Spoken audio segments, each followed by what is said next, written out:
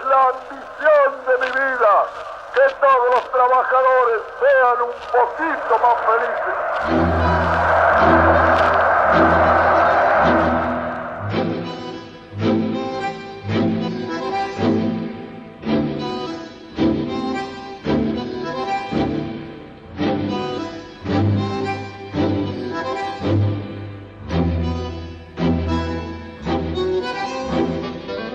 El relato peronista hasta el día de hoy sostiene que las reivindicaciones sociales y las conquistas sociales son en gran medida una especie de, y voy a usar la palabra a propósito, invención del peronismo. Ujú. ¿Lo considerás así? Pretender que el peronismo creó todo ex nihilo, de la nada, es quitarle mérito, justamente, porque los movimientos políticos trascendentes, para bien o para mal, equivocándose, acertando, siempre ponen un pie en el pasado y recuperan parte de esas tradiciones. Y el peronismo no fue ajeno a esa forma de pensar su propia praxis. Entonces, ¿fue totalmente original? No, porque supo abrevar en ciertas cuestiones, fundamentalmente en el tema de la justicia social. ¿Mm? Quien por primera vez en Argentina habló de justicia social en una forma de un tratado, de un estudio académico, fue Alfredo Palacios. Su tesis Un socialista. socialista. Tesis de doctorado en la Facultad de Derecho, ¿no? La justicia social, donde analiza los orígenes del concepto de justicia social, la cuestión de la justicia social en su tiempo.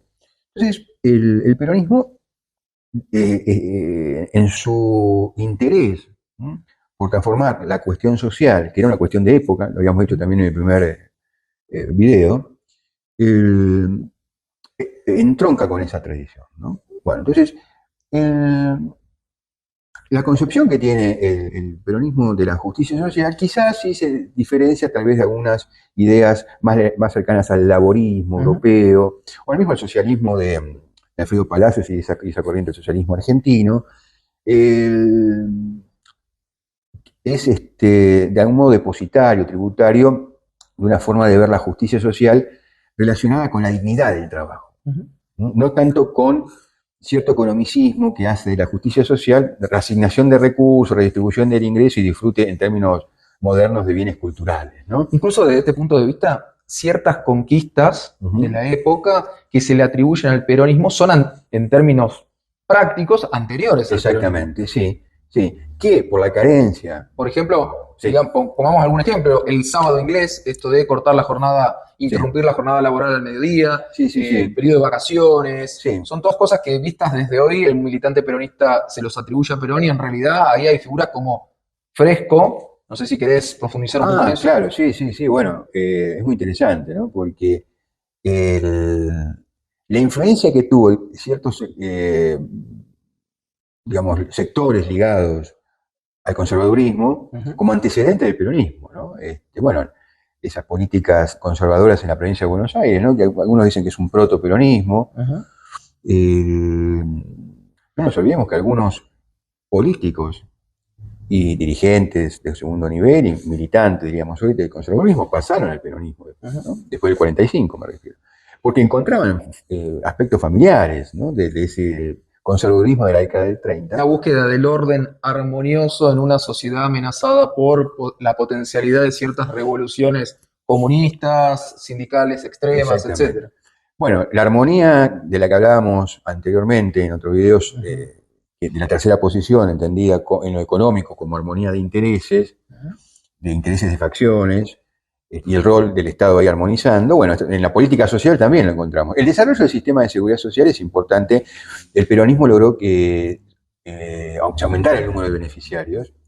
Por esa razón también el sistema jubilatorio fue superavitario durante muchos años del peronismo, ¿no? Porque, por la incorporación de masa de trabajadores. Exactamente, sí. Importante, obviamente los socialistas habían propuesto algunas medidas. Lo que pasa es que justamente faltaba el Estado social. Yo te iba a preguntar, ¿lo considerás un Estado benefactor De hecho, tocamos este punto en algún otro video, pero me gustaría que lo profundices. ¿Lo considerás al peronista un Estado benefactor o un Estado social?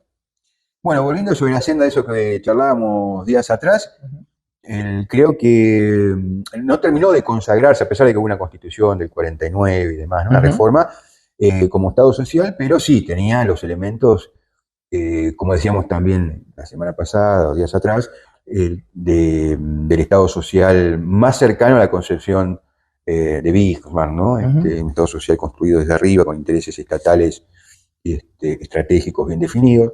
Y además, insisto con esto, en el Estado benefactor, la figura central es la del sujeto ciudadano, ciudadano económico, la ciudadanía económica.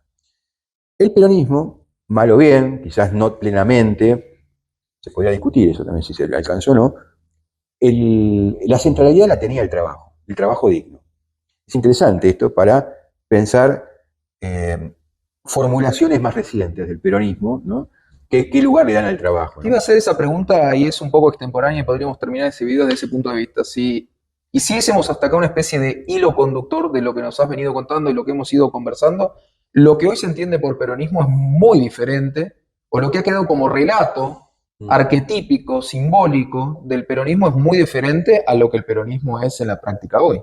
Sí, sí, porque primero hay un peronismo sociológico, por llamarlo de alguna manera, que ya no es.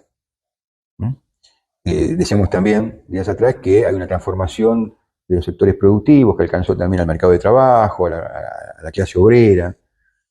Una disminución de la impronta que tiene el mundo industrial en la explicación de nuestro PBI. Exactamente. Sí, eso es dato estadístico, es evidencia estadística. De hecho, al momento que grabamos esto, Argentina lleva 11 años sin generar empleo genuino. Exactamente. Y lo que decíamos la vez pasada también sobre el movimiento obrero organizado. Veamos hoy la cantidad de afiliados que tienen los sindicatos industriales. Versus esta nueva figura histórica que está ocurriendo en Argentina y que se acerca al peronismo en busca de un manto, que son los movimientos sociales. Claro. Ajenos, también hablando de tradiciones, ¿no? A la tradición justicialista. Y ajenos a este punto crucial de lo que nos contabas recién, que es el mundo del trabajo, es decir, del asalariado. Exacto, sí. El sujeto del peronismo es el trabajador organizado. El sindicato. Ahí sí se emparenta tal vez con el laborismo europeo, ¿no? El sindicato, el trabajador sindicalizado, con toda una cultura del trabajo también, ¿no? No solamente en lo económico, hay una cultura del trabajo que el peronismo supo expresar a través de los consumos populares, ¿no? De ciertas costumbres, ritos. Todo eso, en su momento, por diversas razones, por momentos bastante cercanos, ¿no? En la historia argentina, en la historia económica argentina, se convirtió en otra cosa. Me invitás a una pregunta polémica y podríamos cerrar con eso, si te animás a contestarla. ¿Tiene un momento histórico la defunción del peronismo? ¿Considerás eso?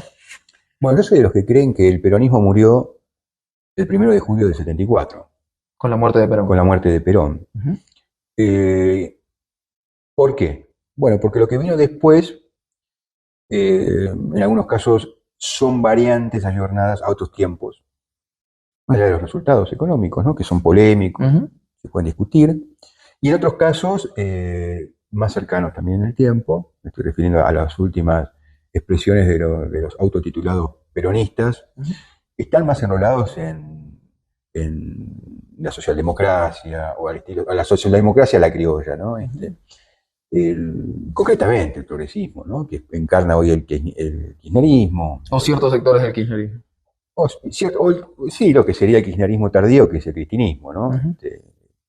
Digo, por otras vertientes dentro del kirchnerismo, que tal vez son incluso más tendientes a una especie de también de comunismo o de cosas que justamente eran la contraria a lo que... Claro, bueno, pero el peronismo y el peronismo no, ya no, porque, insisto, y creo que hay un problema también con Perón que no supo dejar una herencia adecuada, ¿no?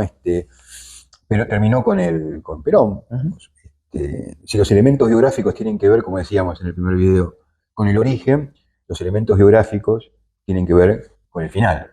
La gente se muere y se lleva parte de su herencia a la tumba, ¿no? Y la verdad que tampoco creo que hubo, salvo contadas excepciones, verdaderos herederos de Perón a la altura de lo que ese movimiento expresó, ¿no? En positivos y negativos, luces y sombras, claro. Gracias. Presidente de la Nación Argentina, General Juan Perón, proclamará los derechos del trabajador argentino. Primero, derecho de trabajar. Segundo, derecho a una retribución justa. Tercero, derecho a la capacitación. Dignificar el trabajo y humanizar el capital como la mejor forma de establecer el equilibrio entre las fuerzas concurrentes de la economía. El trabajo es el medio indispensable para satisfacer las necesidades espirituales y materiales del individuo. La preeminencia de los valores del espíritu imponen la necesidad de propiciar la elevación de la cultura y de la actitud profesional.